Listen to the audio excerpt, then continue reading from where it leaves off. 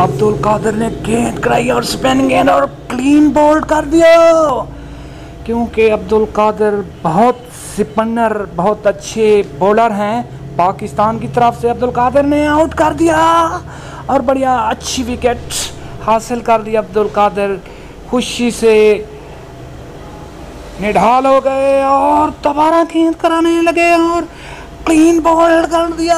अब्दुल कादिर ने बड़ी अच्छी विकेट हासिल कर ली और ऑस्ट्रेलिया के 6 खिलाड़ी अब आउट हो चुके हैं। 4 विकेटें अब्दुल कादिर ने हासिल कर रखी है, क्योंकि टेस्ट मैच खेला जा रहा है।